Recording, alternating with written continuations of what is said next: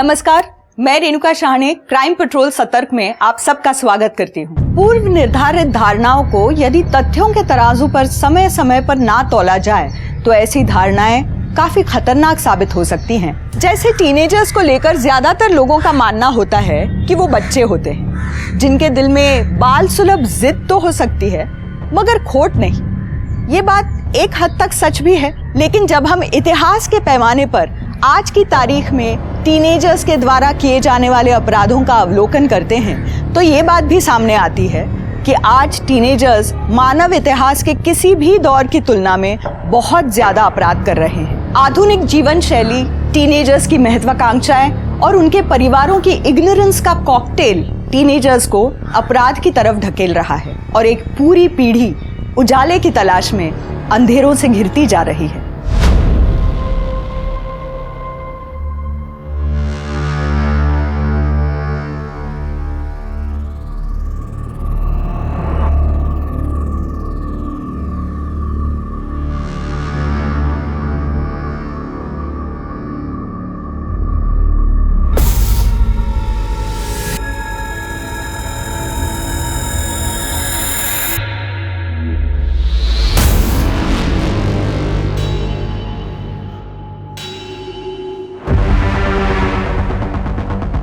ज़मीन से आसमां तक उड़ने से हमें कोई नहीं रोक सकता।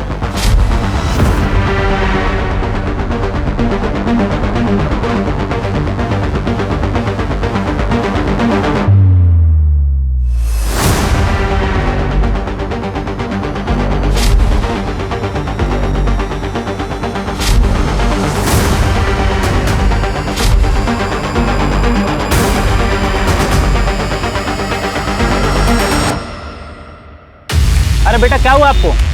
आपको हॉस्पिटल लेके चलूं क्या? नहीं अंकल, वो खाया नहीं था ना इसलिए चक्कर आ गया। ठीक हो ना अभी? हाँ थैंक यू।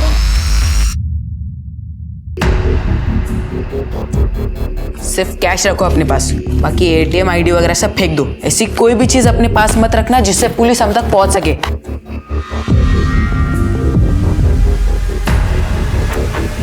अबे आज तो बहुत माल हाथ लगा है। तेरे स्कूल की फीस का जुगाड़ हो गया। सिर्फ मेरे स्कूल की फीस की नहीं, तुम्हारे खर्चे का भी जुगाड़ हो चुका है। वो बात तो है।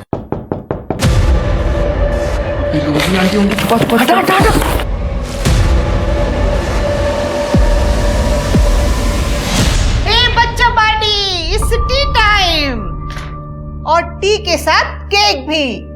अरे आंटी, इतना तो इनके घर वाले भी ख्याल नहीं रखते होंगे जितना आप इनका रखती हो। कसम से आप नहीं होती ना तो मैं बाल बाल के मर जाता। मैं चुप बुक्कड़।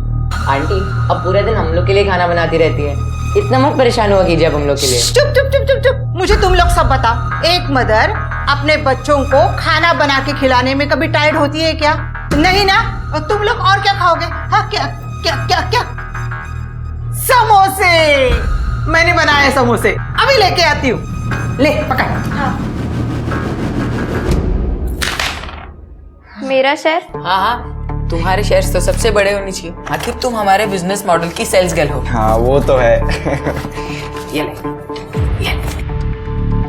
पता है मुझे क्या चाहिए? बहुत रिस्क है उसमें। चुप रहे। रिस्क तो चोरी में भी है, फिर भी कर रहे हैं ना। बहुत ज्यादा रिस्क है उसमें। रिस्क कितना भी बड़ा हो, हम अभी 18 के नीचे हैं। पकड़े भी गए तो जुवेनाइल होम में तो जाएंगे। जुवेनाइल होम मतलब वही ना, बाल सुधार गृह? हाँ बाल सुधार गृह। देख अभी तुम लोग की चॉइस है, अपनी पूरी जिंदगी ऐसी छोटी मोटी चोरियां करनी है या अपनी जिंदगी शान से जीनी है। जमीन से आसमां तक उड़ने से हमें कोई नहीं रोक सकता।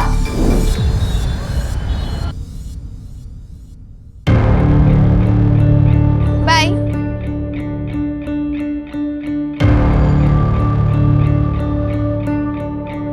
अवनी, कौन था वो लड़का? अरे पापा, अनुज होगा। अवनी के स्कूल में पढ़ता है, रोज आता है इसे छोड़ने, है ना अवनी? क्यों आता है वो छोड़ने? कौन लगता है वो तेरा? पापा दोस्त है।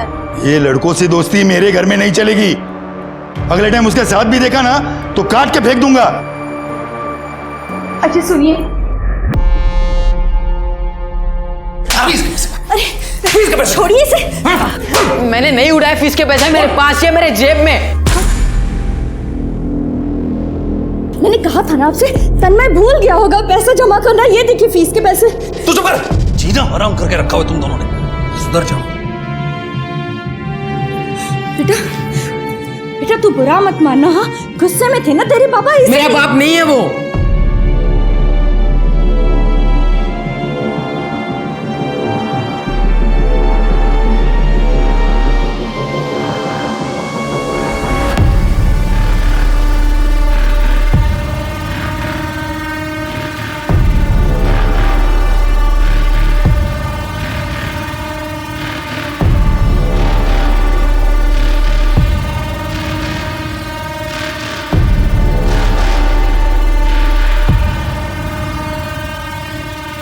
जितने भी टीवी शोज है, फिल्म है, सब में यही दिखाते हैं कि अगर मोबाइल ना हो तो पुलिस किसी को पकड़ पाएगी।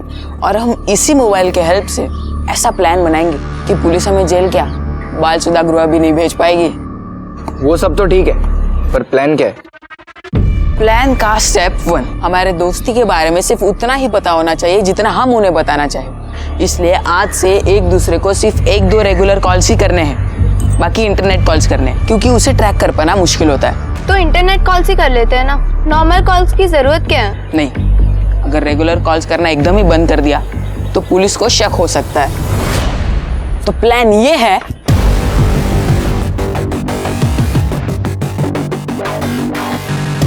तो मैं रोजी आंटी को बोल के कल ही घर पे वाईफाई लगवा लेता हूँ, और मैं बाकी सामान का इंतजाम कर लूंगा। और मैं बाकी सबको मॉनिटर करूंगी। जमीन से आसमां तक उड़ने से हमें कोई नहीं रोक सकता।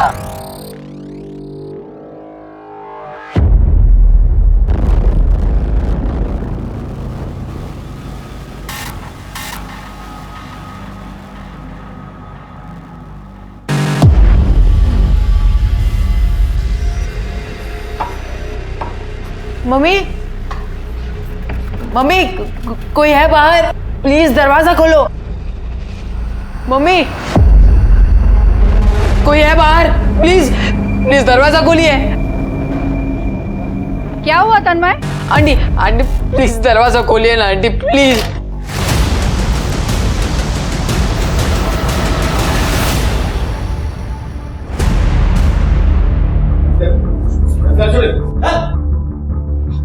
सर घर में तो सब एज इट इज है और कोई सामान वामान भी बिखरा नहीं है। मुझे लगता है कि सुमन अपनी मर्जी से ही भाग गई है। सर मम्मी अपनी मर्जी से कहाँ जाएगी, और अगर गई भी होती तो मुझे बता कर जाती।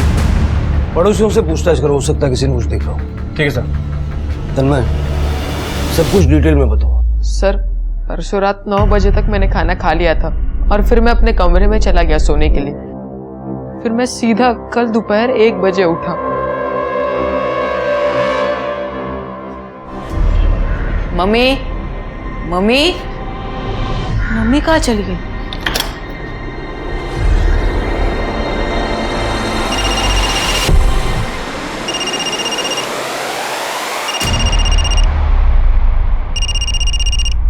मम्मी शायद से फोन भूल गई।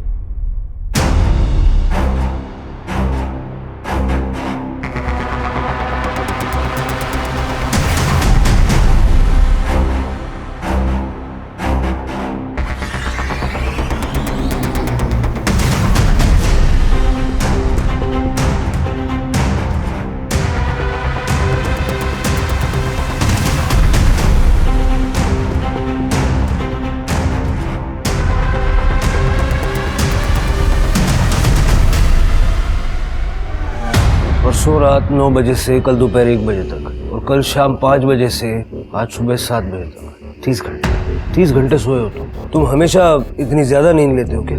नहीं सर, मैं तो 6-7 घंटे में उठ जाता हूँ, पर पता नहीं कल इतनी नींद कहाँ से आई। परसों रात को खाने में क्या खाया? सर जो मम्मी ने बनाया था वही। तृप्ति, किचन में जो खाने हैं सबके सैंपल्स लैब में टेस्टिंग के लिए भेज दो। Yes sir. सर इनका कहना है कि इन्होंने परसों रात के 10 बजे के आसपास घर में किसी को आते हुए देखा था। बताइए। नहीं सर, किसी को नहीं देखा था। आजाद को देखा था, तन्मय के पापा को।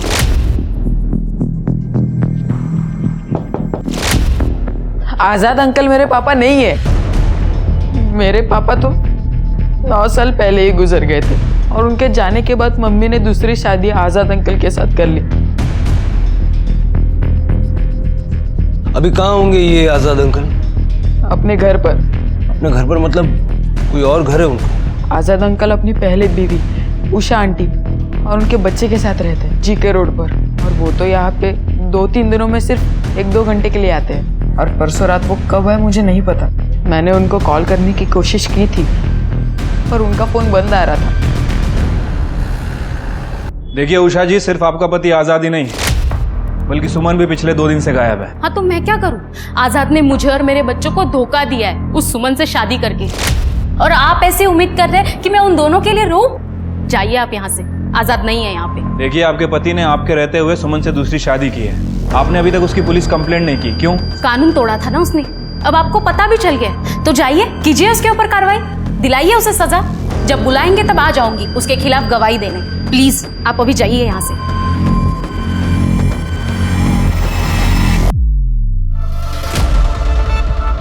तेरे मामा मामी कब निकल रहे? 3 दिन बाद। ठीक है। सर, किचन के रखे खाने में तो कुछ भी नहीं मिला, लेकिन फ्रिज में रखी मिठाई में हेवी डोज मिली है नींद की दवाई का। और सर, पड़ोसियों का भी कहना है कि फैमिली में काफी लड़ाई झगड़े होते थे। आजाद का अपनी बीवी सुमन के साथ बिल्कुल नहीं पटता था। आजाद काफी हॉट हेडेड था। सर, सिर्फ सुमन ही नहीं, आज़ाद की अपनी दूसरी बीवी उषा के साथ भी बिल्कुल नहीं बनती थी। उषा ने आज़ाद के बारे में बात करने से भी मना कर दिया। और सर, मैंने उसके कॉल रिकॉर्ड्स चेक किए हैं। उसका फ़ोन रात के 3 बजे तक सुमन के घर पर ही एक्टिव था, और उसके बाद उसका फ़ोन तकरीबन 5 बजे के आसपास हाईवे पे बंद हो गया। वैसे मैंने हाईवे पुलिस को अलर्ट कर दिया है, वो लोग उसकी कार को ट्रेस करने की कोशिश कर रहे हैं। तन्मय को थाने बुलाओ और जिस पॉइंट पे आज़ाद का फ़ोन स्विच ऑफ हुआ था वहाँ जाके चेक करो। ठीक है सर।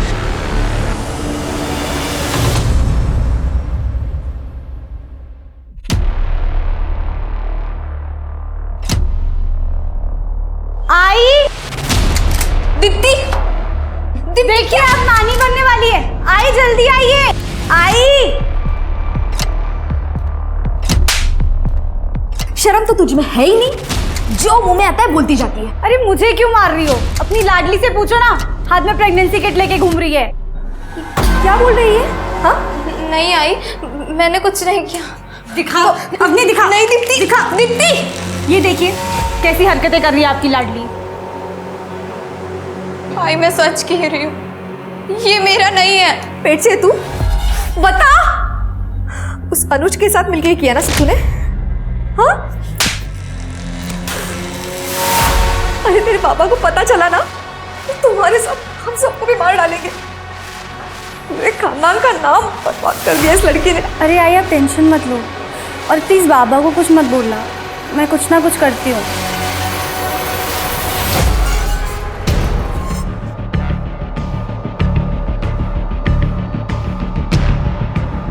इन दोनों को कभी इस एरिया में देखा है?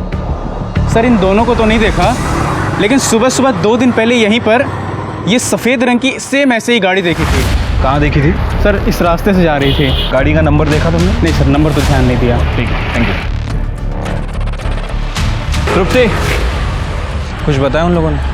इसका कहना था कि इसने 2 दिन पहले यहाँ पे एक कार को देखा था, और मार्केट जाने का केवल एक यही रास्ता है। एक काम करो, वहाँ दुकानों का CCTV फुटेज चेक करो, शायद किसी फुटेज में आज़ाद की कार जरूर कैप्चर हुई होगी। हाँ सर, वो मिठाई आज़ाद अंकल ही लाए थे और वो मैंने खाई थी। तन्मय, उस मिठाई में नींद की दवा मिलाई गई थी ताकि तुम गहरी नींद सो जाओ। इसके 2 ही मतलब हो सकते, या तो तुम्हारी मम्मी अपनी मर्जी से आज़ाद अंकल के साथ कहीं चली गई है, या फिर आज़ाद अंकल ने उनको किडनैप कर लिया। अगर तुम ऐसा कुछ भी जानते हो जो तुम हमें नहीं बता रहे हो तो यही वक्त है बता दो, क्योंकि जितना जल्दी तुम सच बताओगे उतना जल्दी हम तुम्हारी मम्मी को ढूंढ पाएंगे।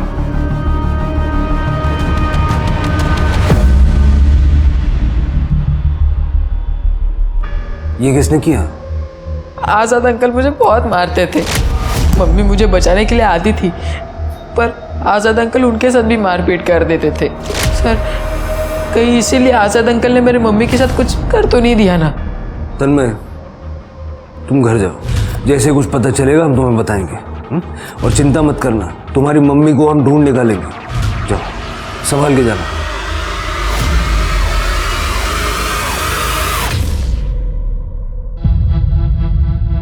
ये तुम्हारे लिए। हाँ ये क्या कर रहे हो? इतने पैसे उसको क्यों दे रही? तो आप अपने एटीएम कार्ड दे दीजिए, जितनी जरूरत होगा निकालेगा। हम इतने दिनों के लिए बाहर जा रहे हैं, कहीं कुछ जरूरत लग गई तो कहाँ से लेगा। ले बेटा रख ले, और ध्यान रखना अपना। अनुज ठीक से रहना, मुझे कोई शिकायत नहीं चाहिए, नहीं तो पड़ोसी मुझे बार बार फोन करते रहेंगे, समझे? जी मामा जी। अब चलो भी। हाँ अनुज अपना ध्यान रखना। हाँ चलो बाय।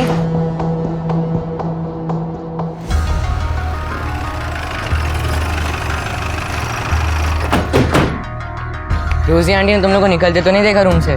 नहीं नहीं, ये वक्त उनके सोने का है और उनके हिसाब से हम लोग अभी मेरे रूम में।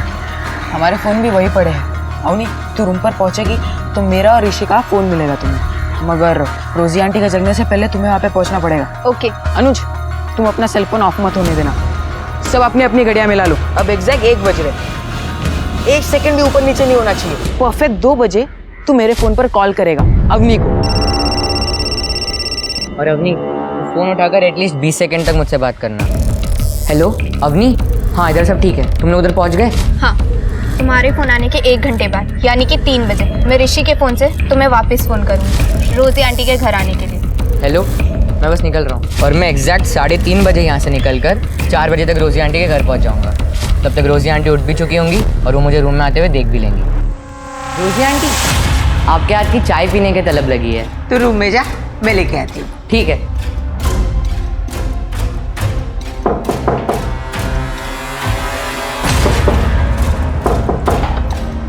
Hi aunty. Hi, thank you. Welcome my child. और गाइस सेल फोन लोकेशन और कॉल्स बिल्कुल भी ऊपर नीचे नहीं होनी चाहिए किसी भी कीमत पर। और अगर हमने ये सब बिना किसी फॉल्ट के कर लिया तो पुलिस हम तक पहुंच ही नहीं पाएगी। और इनकेस अगर पुलिस हम तक पहुंची तो रोजी आंटी है ना हमारी आई विटनेस, वो कह देंगे कि हम उनके ही घर पर थे। तो फिर तुम दोनों निकलो, वरना मामा मम्मी दूर निकल जाएंगे। जमीन से आसमां तक उड़ने से हमें कोई नहीं रोक सकता।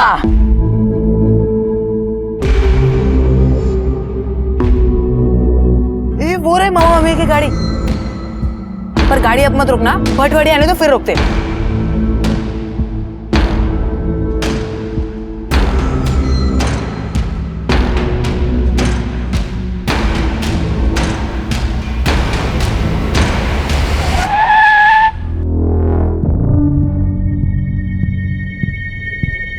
नमस्कार मामा। नमस्कार नमस्कार। तुम दोनों कहाँ जा रहे हो? अरे मामा वो बगल में एक रिश्तेदार की जमीन थी, बिकवाने आए थे, एक पार्टी थी पर बात ही नहीं बनी। और मामा आप भी प्रॉपर्टी का काम करते हो ना, एक बार देखिए ना, और अगर कोई पार्टी हुई तो बताइएगा जरूर। नहीं नहीं, अभी तो मैं तुम्हारे मामी। बहुत शानदार प्रॉपर्टी है, बस 10 मिनट लगेंगे। अरे लेकिन मैं तुम्हारे मामी के साथ शिरडी जा रहा हूँ अभी। बस 10 मिनट मामा प्लीज। क्या करे? चलो चलो।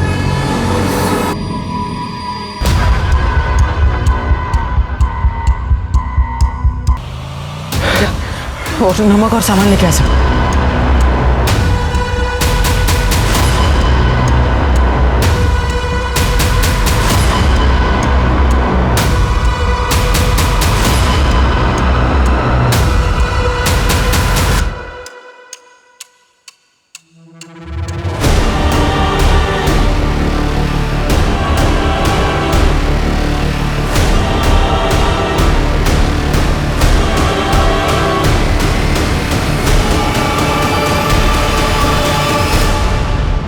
ऋषि एक काम कर, ये सब सामान और वो कार पिछले वाले तालाब में जाके डंप करके आ जा, और तू मुझे एग्जैक्ट 5 बजे हाईवे पर मिल। तब तक मैं अपनी कार हाईवे से आगे ले जाकर वापस ले आता हूँ, जिससे कि पुलिस अगर हमें सीसीटीवी से ट्रैक करने की कोशिश करे तो हमारा रूट मामा की कार से मैच नहीं होगा। ठीक है? ठीक है, मैं आता हूँ।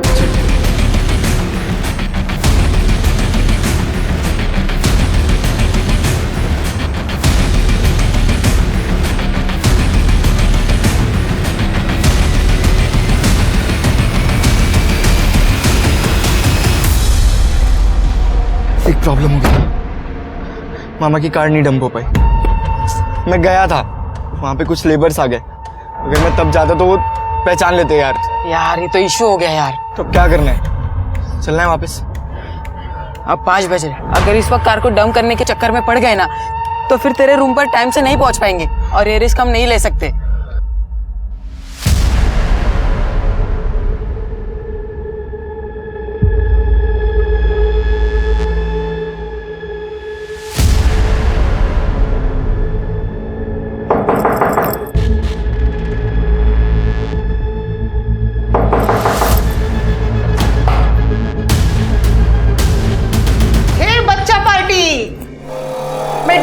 बताने जा रही हूँ। Special requirement? हाँ उन्हीं? नहीं आंटी। हे तन्मय, तू यही डिनर करके जाएगा? नहीं आंटी, मैं घर जाके बना लूंगा। वाई माय डियर सन, मैं हूं ना, मैं बनाऊंगी डिनर।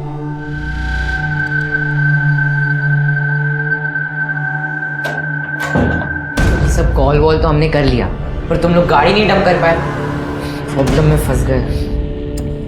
प्रॉब्लम में तब फंसेंगे जब हम पुलिस से भागने की कोशिश करेंगे, और हम भागेंगे ही नहीं बल्कि पुलिस को भगाएंगे।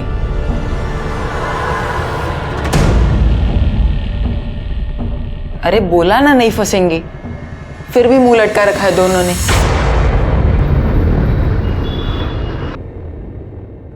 जी वो मुझे पता करना था कि यहाँ पे। अरे मैडम क्या पता करना है, जल्दी बोलो ना, सारा दिन थोड़ी ना मेरे पास और भी काम होते हैं मुझे। जी वो यहाँ पर अबॉर्शन होता है क्या? सर रात होने की वजह से फुटेज साफ नहीं है, लेकिन इसमें आज़ाद की कार कैप्चर जरूर हुई है। ये देखिए। शिल्के, मार्केट से जाते हुए गाड़ी में 2 लोग हैं, एक आदमी और एक औरत, लेकिन वापसी में पैसेंजर सीट खाली है। मतलब आज़ाद सुमन को डंप करने वहां गया। सर तन्मय आया है। सर मेरे मम्मी का कुछ पता चला? 5 दिन हुए उन्हें गए हुए। तन्मय, तुम्हारी मम्मी को ही ढूंढ रहे हैं हम। चिंता मत करो, घर जाओ, ठीक है?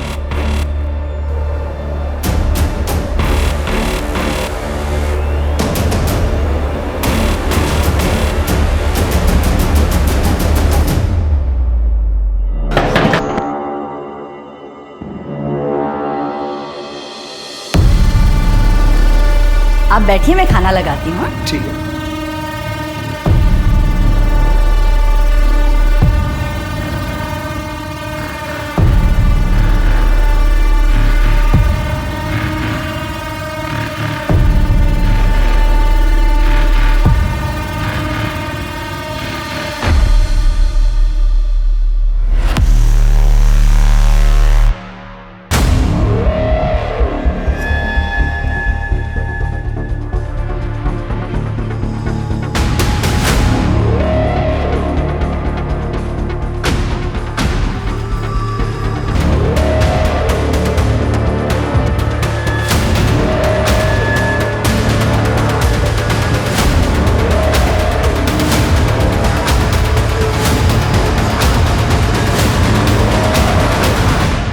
सोचिए, ये बच्चे अभी 18 साल के भी नहीं हुए थे, मगर उन्होंने एक बेहद शातिर योजना बनाकर अपने ही परिवार के 4 सदस्यों की हत्याएं कर दी थी। एक ऐसी योजना जिसमें उन्होंने वर्तमान में ही पुलिस के द्वारा भविष्य में उठाए जा सकने वाले हर संभावित कदम का ख्याल रखकर एक परफेक्ट क्राइम को अंजाम देने की कोशिश की थी। लेकिन जैसा कि कहते हैं, कोई भी क्राइम परफेक्ट नहीं होता है, वैसे ही केशव और मालती के परफेक्ट मर्डर में एक इम्परफेक्शन रह गया था।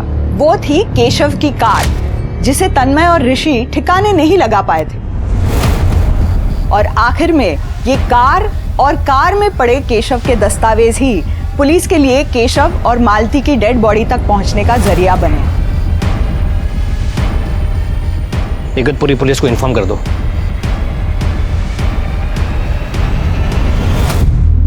Mummy, mummy.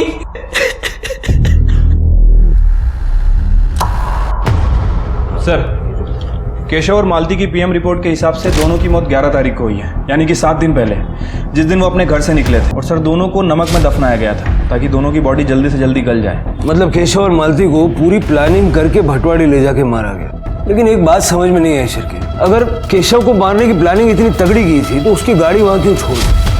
क्योंकि अगर वो गाड़ी वहां नहीं होती तो कभी किसी को पता ही नहीं चलता कि वहां लाशें दफनाई हैं। सर अनुज।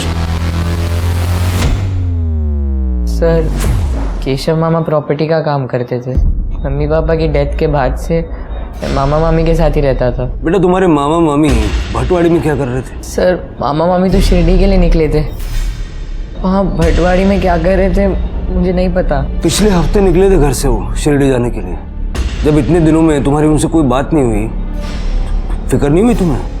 सर मामी 10,000 रुपये दे के गई थी, तो मैं समझ गया था कि लंबा टूर होगा, इसलिए मुझे कुछ और नहीं लगा जब मामा मामी ने कॉल नहीं किया। बेटा लेकिन अब अपने घर वालों से हम 2-4 दिन में एक बार बात तो करते हैं ना, तुमने एक भी फ़ोन नहीं किया। क्या बताऊं सर आपको, मामा से मेरी इतनी बातचीत होती नहीं थी कि मैं उन्हें फ़ोन करूं, और मामी तो फ़ोन ही नहीं रखती थी। किसी से कोई दुश्मनी थी उनकी? जहाँ तक मुझे पता है सर, मामा मामी की किसी से दुश्मनी नहीं थी। चल, आजकल की जनरेशन बहुत बेफिक्री हो गई है। इतने दिनों में एक बार भी बात नहीं की उसने अपने घर वालों से। जरा इस लड़की की डिटेल्स भी निकालो, मुझे इसकी बातें हजम नहीं हो रही। यार वो पुलिस वाले थाने में बिठाकर सवाल पूछ रहे थे। अरे तो इतने जल्दी पैनिक क्यों कर रहा है? अकेले हमारा केस थोड़ी ना है पुलिस वालों के पास। 75 केस होंगे थाने में, और 1-2 और आ जाएंगे, और फिर वो अपने केस के बारे में भूल ही जाएंगे। अच्छा तुम लोग मेरा काम करने वाले हो कि नहीं करने? करेंगे, लेकिन थोड़ा रुक कर। और मेरा काम? भाई तेरा काम तो सबसे पहले करेंगे, क्यों अनुज? रोजी आंटी को उनके ही गार्डन में दफनाने के लिए कितना वक्त लगेगा? 1 घंटा, 2 घंटा? देख, दफनाने को तो 20 मिनट में दफना देंगे, मगर ऋषि तू सोच ले, घटिया ही सही लेकिन टाइम टू टाइम चाय तो पिलाती है। अरे और केक भी खिलाती है। अबे एक बार बुढ़िया की प्रॉपर्टी हाथ लग जाए ना, फिर माँ कसम ऐसा होटल खोलूंगा ना, फिर तुम लोग पीते रहना चाय कॉफी जूस जो पीना है तुम लोग को। भाई अनुज के पास तो उसके मामा का बिजनेस है करने को, और अवनी तो शादी वादी करके अपने पति के साथ चली जाएगी। बच्चा अब मैं, मेरे पास तो कुछ है ही नहीं करने को। ए ऋषि, तू मुझे अपना पार्टनर बनाएगा क्या अपने होटल पर? दोनों भाई मिलकर काम करेंगे। अरे वो सब तो ठीक है, लेकिन ये अपनी कहीं शादी के बाद अपने पति को बोल ना दे, सालों बाद भी डाल देते हैं पुलिस वाले जेल में।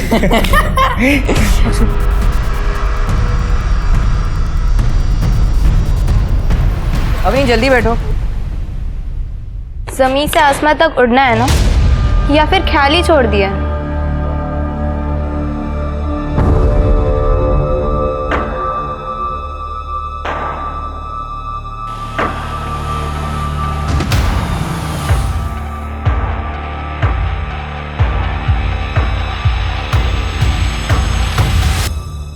Are you sure? Yes, sir. On 13 August, Anuj was here. उसका दोस्त ऋषि मेरे पास रेंट पे रहता है, वो उससे ही मिलने आया था। आपके हाथ की चाय पीने की तलब लगी है। तो रूम में जा, मैं लेके आती हूँ। ठीक है सर, केशव और मालती के मर्डर वाले दिन अनुज यहाँ शिवाजी नगर में अपने दोस्त ऋषि के घर था। ऋषि के मकान मालिक ने कंफर्म किया है सर। ठीक है सर, एक लड़की की लाश मिली है।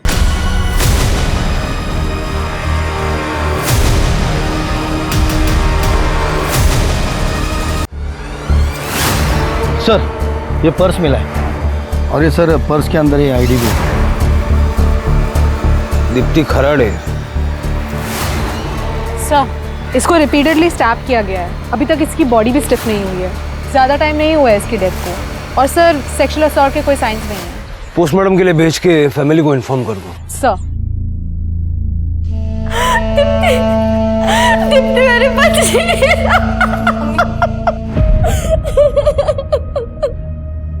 सर, दीप्ति की पीएम रिपोर्ट बहुत ही शॉकिंग है।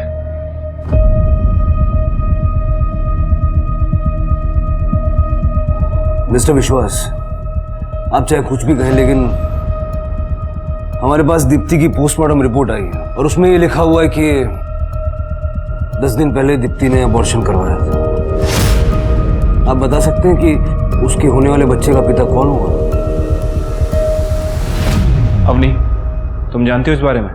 मैं दीप्ति के प्रेगनेंसी के बारे में तो कुछ नहीं जानती, मगर उसके कॉलेज में एक लड़का था रजत, वो शायद उसका बॉयफ्रेंड था।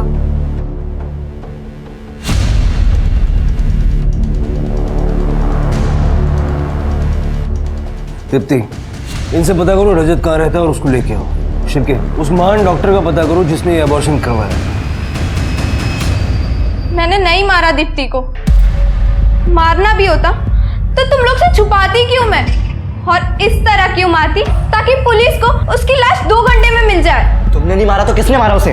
हाँ, किसने मारा? मैंने मारा दीप्ति को। क्यों? अवनी के पीछे पड़ी हुई थी वो। और मैं नहीं देख पा रहा था तुम्हें सफ़र करते हुए। अरे तुम लोग फालतू में टेंशन मत लो, पुलिस हमारे पीछे नहीं आएगी। वो दीप्ति के बॉयफ्रेंड के पीछे पड़ी हुई है। और जब उसका बॉयफ्रेंड बोलेगा कि उसने नहीं मारा दीप्ति को, तो पुलिस ढूंढना बंद कर देगी क्या?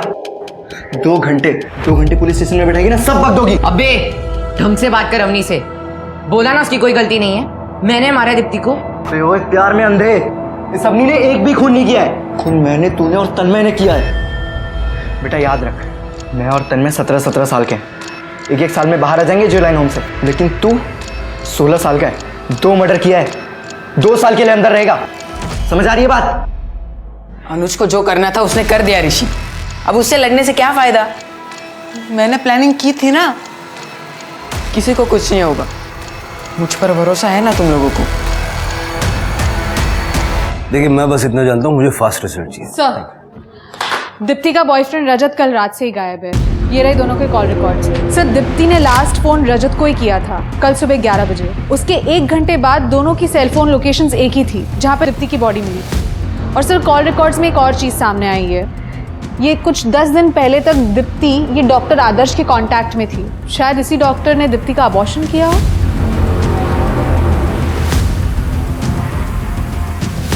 इन्हें तो जानते ही है ना।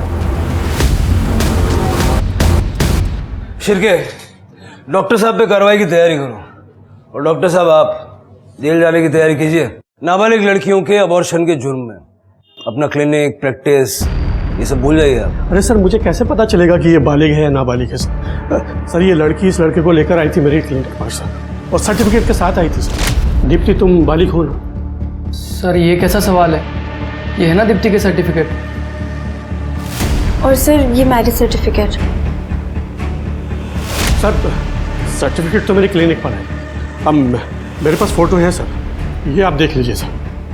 मैंने कुछ नहीं किया सर, जो भी कुछ किया इन दोनों ने मिलकर फ्रॉड किया सर। शिरके, अगर रजत फर्जी सर्टिफिकेट बनवा सकता है तो दीप्ति से छुटकारा पाने के लिए कुछ भी कर सकता है। जल्द से जल्द इस रजत को ढूंढो। ठीक है सर। हाँ तृप्ति, कहाँ पे? आनंद, गाड़ी उठन लो। सर, सुमन की सर्च में एरिया कॉम करते हुए डॉग स्क्वाड हमें यहाँ लेके आया। जमीन का ये हिस्सा देखिए सर, ऐसा लग रहा है यहाँ पे कुछ गाड़ा हुआ है। खुदवाओ इसको।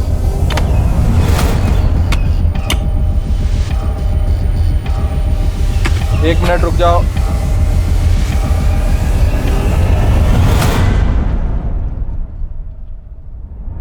सर ये तो नमक है। जरा और खोदो।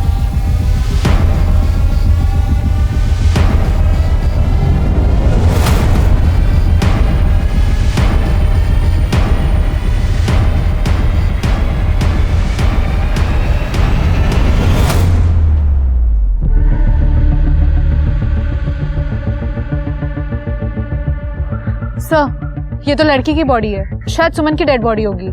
और खोदो।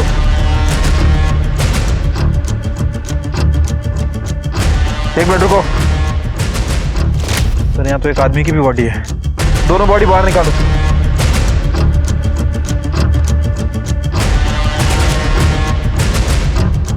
सर ये तो आज़ाद है। अभी तक तो हम इसे कल्पित मान के चल रहे थे, लेकिन अब ये खुद विक्टिम है।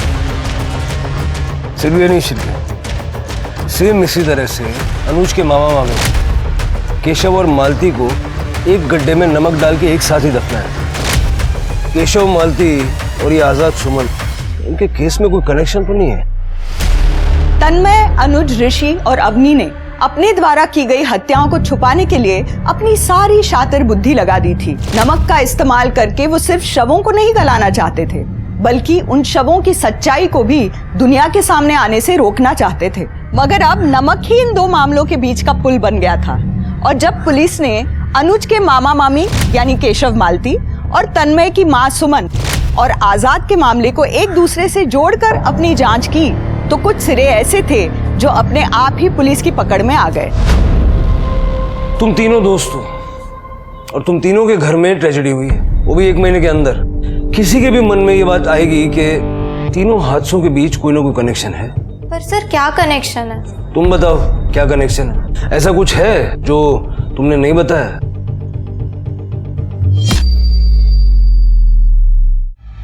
तन्मय और अनुज,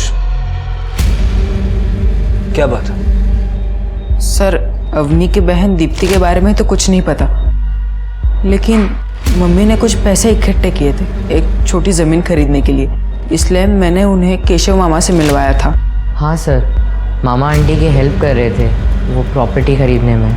लेकिन सर, मेरी बहन दीप्ति ना तो कभी तन्मय की मम्मी से और ना ही कभी अनुज के मामा मामी से मिली है, तो फिर उसका मर्डर किसने किया और क्यों किया? केशव, मालती, आजाद और सुमन, इन दोनों केसेस में इतनी सिमिलरिटीज हैं। प्रॉपर्टी को खरीदने बेचने का एंगल भी मर्डर एकदम अलग तरीके से किया गया और किलर ने दीप्ति की बॉडी को छुपाने की कोई कोशिश नहीं की। एक काम करो शिव, ये प्रॉपर्टी वाला एंगल क्या है जरा चेक करो। और रजत की कोई खबर नहीं है, वो कहाँ है? सर हम उसे ढूंढ रहे हैं, जल्दी हमारी गिरफ्त में होगा। तृप्ति, दीप्ति की फैमिली को इन्वेस्टिगेट करो। एक पॉसिबिलिटी ये भी है कि उनको दीप्ति के इस चक्कर के बारे में पता चल गया होगा और उन्होंने ही दीप्ति को मार दिया। ठीक है सर। भाई देख, ओए, इससे पहले कि पुलिस हम तक पहुंचे, रोजी आंटी के लॉकर में जितने पैसे उन सबको लेके यहाँ से भाग जाते हैं, प्लीज।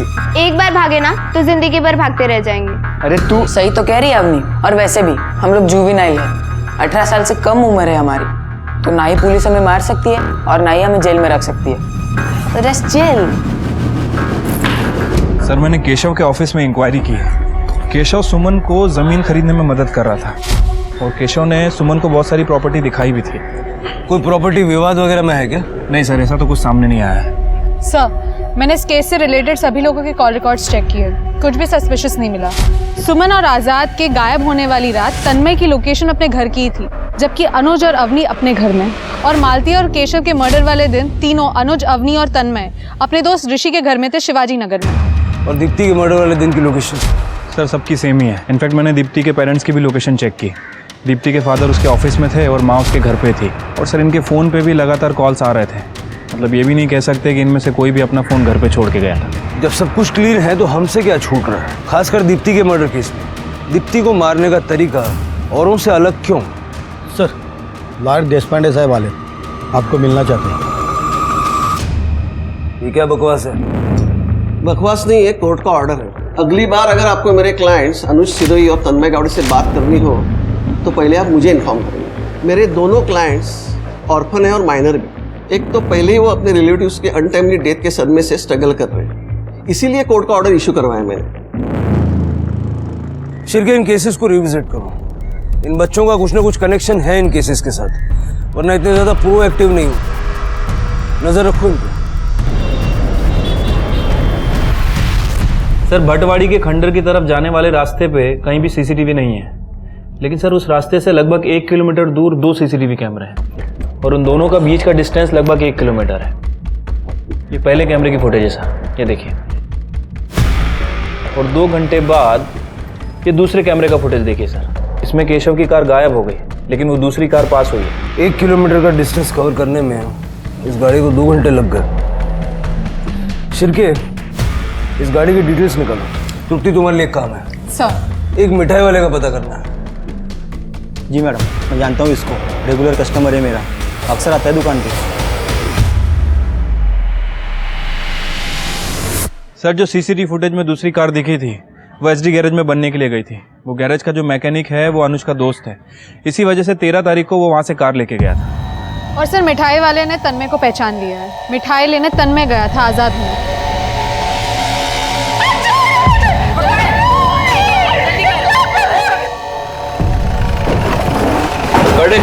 पीछे से देखो। जल्दी सर, उधर से भाग रहे।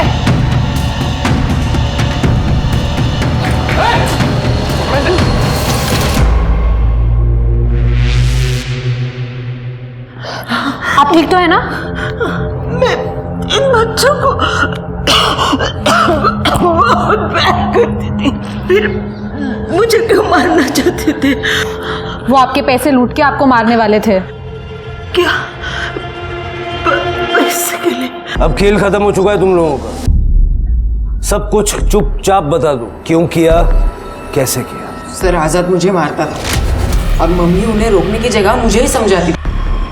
मेरा मामा मेरा बाप बनने की कोशिश कर रहा था। मुझे कोई शिकायत नहीं चाहिए। मार दिया उसको। और वो बुढ़िया अगर वो मर भी जाती तो उसकी प्रॉपर्टी मेरे नाम हो जाती और उस प्रॉपर्टी पे मैं होटल खोल के अपना बिजनेस स्टार्ट करता। क्या सोचते तुम लोग? ये टीवी और फिल्मों में जो आता है वो देख के तुमने इतनी बड़ी प्लानिंग कर ली? क्या सोचा कभी पुलिस तुम्हें पकड़ नहीं पाएगी? इस देश के कानून के हिसाब से तुम लोग जुएनाइल हो। ये अफसोस की बात है क्योंकि तुम्हें फांसी की सजा नहीं हो सकती, जबकि होनी चाहिए उससे भी बड़ी। अवनी, क्या मिला दीप्ति को मारकर? जीना हराम कर दिया था उसने मेरा। दिन रात बस चिक चिक चिक चिक करती रहती थी और आई बाबा भी बस उसी की बातें सुनते थे, इसलिए मार डाला। तो उसको मारने का तरीका अलग क्यों? हमें गुमराह करने के लिए? नहीं, दीप्ति को अभी मारने का कोई प्लान नहीं था हमारा, लेकिन अनुज ने ही जल्दी कर दी। सर मैंने नहीं मारा दीप्ति को। मैंने तो खाली अवनी की नज़र में अपनी गुडविल बढ़ाने के लिए वो मर्डर का क्रेडिट लिया था, ताकि उसे लगे मैं उसके लिए कुछ भी कर सकता हूँ। सर हमने रजत को अरेस्ट कर लिया है उसके दोस्त के घर से। दीप्ति की प्रेगनेंसी तो अबॉर्ट करवाई दी थी, मारा क्यों उसे? सर मैंने नहीं मारा दीप्ति को, और ये फर्जी सर्टिफिकेट का आइडिया भी मेरा नहीं था सर। किसका आइडिया था? जी जी सर, रजत और दीप्ति मेरे पास आए थे अबॉर्शन के लिए। यहाँ पर अबॉर्शन होता है क्या? मैंने उनसे 20,000 रुपये लेके दीप्ति के फर्जी सर्टिफिकेट बनवा दिए, जिससे डॉक्टर साहब को धोखा खा गए और उन्होंने दीप्ति का अबॉर्शन कर दिया। मारा क्यों उसे? नहीं नहीं सर, मैंने नहीं मारा उसे, लेकिन मुझे पूरा अंदाजा है कि किसने मारा है। किसने? जी सर, मैंने मारा सर। मेरी गलती कहाँ है? फेक सर्टिफिकेट उस लड़की ने बनवाए, इलीगल अबॉर्शन कराया, और जब अबॉर्शन कर दिया सर उसने कहा कि मैं पुलिस में रिपोर्ट लिखवा दूंगी, तुम नाबालिग बच्चों के इलीगल अबॉर्शन करते हो। मैं 2 लाख रुपया पहले ही दे चुका था उसको। कब तक ब्लैकमेल होता रहा सर? दीप्ति तुम्हें ब्लैकमेल नहीं कर रही थी? दीप्ति मुझे ब्लैकमेल नहीं करी थी। मत कर दे। सर ये देखिए, वो लड़की दीप्ति अपना ओरिजिनल बर्थ सर्टिफिकेट देके गई है और धमकी दे रही थी कि अगर आपने उसे पैसे नहीं दिए तो पुलिस में बोल देगी। दीप्ति को तो आइडिया भी नहीं था कि तुम्हारा ये कंपाउंडर तुम्हें ब्लैकमेल कर रहा है। डॉक्टर इसलिए बने थे, लोगों को जिंदगी देने के लिए, या इस तरह इलीगल अबॉर्शन करके जिंदगियां छीनने के लिए? अगर एक बार तुमने दीप्ति से बात कर ली होती तो उसे जान नहीं गंवानी पड़ती। इंसान को प्रकृति ने ना चिड़िया की जैसे उड़ने की ताकत दी है, ना ही मछली के जैसी पानी में तैरने की क्षमता, मगर इंसानी दिमाग के रूप में एक ऐसी 2-धारी तलवार दी है कि इसकी अच्छाई किस्मत बना सकती है तो बुराई बनी बनाई किस्मत बिगाड़ भी सकती है। तन्मय, अनुज, ऋषि और अवनी ने अपने दिमाग का इस्तेमाल कर पुलिस को धोखा देने और पुलिस से ज्यादा स्मार्ट बनने की बहुत कोशिश की, मगर अंत में जो उनके साथ हुआ वो एक सबक है कि महत्वाकांक्षा अच्छी चीज है, मगर जब कोई महत्वाकांक्षा हमें अपराध की तरफ ले जाने लगे तो अपने पैर वापस खींचने की जिम्मेदारी भी हमारी ही है, वरना हर्ष तन्मय, अनुज, ऋषि और अवनी के जैसा ही हो सकता है। इसी विचार के साथ अब मैं रेणुका शाहने आपसे विदा लेती हूँ। कल फिर मिलेंगे ऐसी ही एक कहानी के साथ जो रखेगी आपको सतर्क और जिंदगी को सुरक्षित। तब तक अपना और अपने परिवार का ख्याल रखिए और देखते रहिए क्राइम पेट्रोल सतर्क। जय हिंद।